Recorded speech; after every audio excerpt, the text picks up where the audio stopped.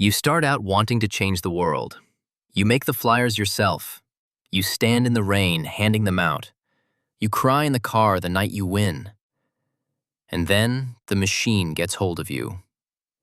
This is your life at every level as a politician. Level 1. You are watching the news and you have had enough. The roads in your area look like a demolition site. The hospital is understaffed and underfunded. And your elected representative, the one you voted for, is cutting the ribbon at a building that has his name on it. Something snaps.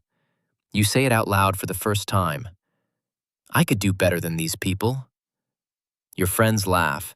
Your mom tells you to be careful. Your dad asks if you've eaten. But you mean it. You start talking to people in the community. You attend a local government meeting and you are the youngest person there by 25 years. Everyone smells like mint and disappointment.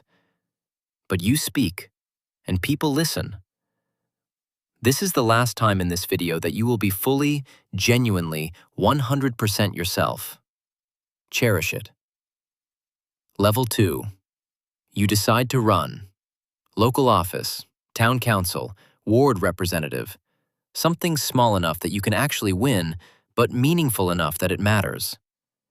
You design a flyer at 2 in the morning. The colors are slightly off, but you don't notice because you haven't slept in 36 hours. Your slogan is something painfully sincere. Real people, real solutions. Your voice, my mission. Nobody is paying you. You are spending your own money. You eat the same meal every day because it's cheap and it keeps you going. Your campaign team is your cousin, your best friend who doesn't really believe in you but shows up anyway, and someone from church who makes your posters slightly too small. Election day comes. You win. Not by a lot, but you win. You cry in the car on the way home. Someone who loves you calls and prays over the phone. You feel genuinely like you can fix everything. This is the last time that feeling will be this pure. Level 3. You are in office now. Local government. You have a desk, a title, and an inbox that makes you want to sit in a dark room. You learn quickly that the machine was running before you got here, and it does not care about your feelings. You want to fix the roads. You submit the proposal. It goes to a committee. The committee meets in 3 months. Then it gets reviewed. Then it goes back for revision. Then someone loses it. You resubmit it. 7 months have passed. The roads look exactly the same. You push. You attend every meeting. You learn which battles are worth fighting and which ones will only drain you. You start to understand that things move slowly. Not always because of corruption, but because bureaucracy is its own kind of madness. You are still a good person, but the optimism has been sanded down to something more practical. You call it being realistic. Level 4. People start to notice you. A bigger operation reaches out. They like your energy. They like how you speak. They like, and this is the one that should make you nervous, how well you perform on camera. Suddenly you have a real team. A campaign manager who talks fast. A communications officer who tells you what not to say. And a driver. You have a driver now. That's new. You do media appearances. You learn how to answer a question without actually answering it. Not because you're lying, but because your communications officer told you that direct answers create unnecessary attack surfaces. You don't fully understand what that means yet. You will. The suits get better. Someone advises you on your personal brand. You get a haircut that costs more than your entire first campaign budget. But you still believe. Mostly. The more people there are around you, the more alone the decisions start to feel. Level 5. This is the level nobody warns you about. You are being asked to support something you don't fully believe in. It is not dramatically evil. There is no cartoon villain. It is more subtle than that. It is a bill that benefits someone who has been very generous to your operation. It is a vote you cast because someone senior asked you to, personally, over dinner, with a very firm handshake and a very pointed smile. It is looking the other way while a colleague does something that is not technically illegal, but absolutely is not right.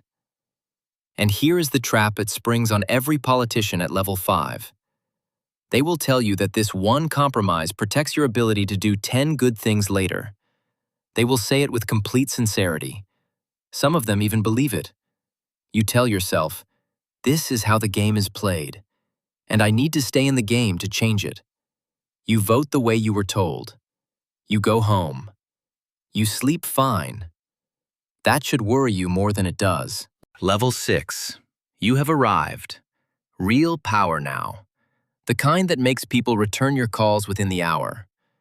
Your calendar is controlled by other people. There are meetings you attend just to be seen at. There are donors whose names you have memorized, not because they are interesting people, but because they write very large checks to your campaign.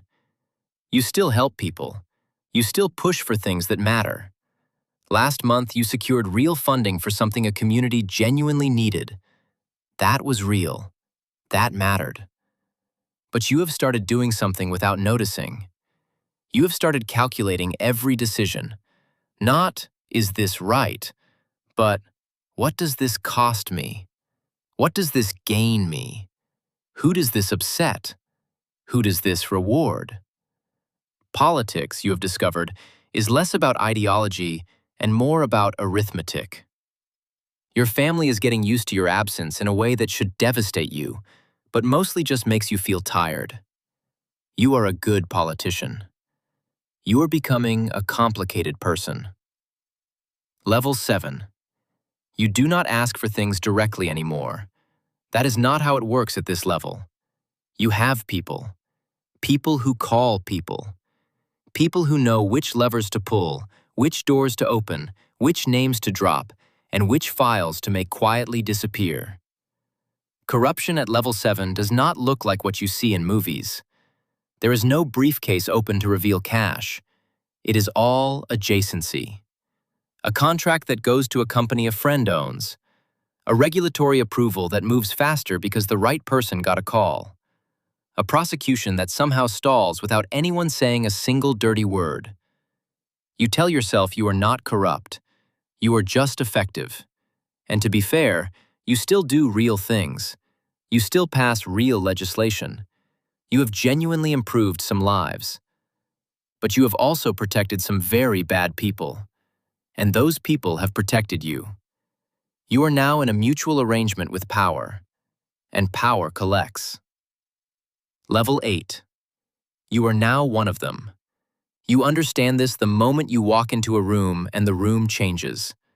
Not because people fear you exactly, but because everyone knows you are connected to something larger than yourself. At this level, national policy stops being about what is best for the country. It becomes about what is best for the arrangement. Contracts, infrastructure, defense spending, resource extraction. All of it runs on a logic that has nothing to do with the ordinary citizen. You do not feel guilty. That is not suppression. That is just who you are now. The person who stood at that folding table handing out flyers. You remember him. You even like him. He was sweet. He was earnest. He was also naive. And naivety, at this level, is a liability. Level 9. Things should have caught up with you by now. And they have tried. A journalist published an investigation. Good journalism. Thorough. Well-sourced. The story ran. Nothing happened. Not because the story was wrong, because the story did not have enough leverage to cut through the protection around you. You are too connected, too embedded, too useful to too many people who also happen to control important things. Some of your colleagues have fallen. You have watched it happen. You have even, quietly, helped it happen once. When someone became more of a liability than an asset, you feel no particular way about that.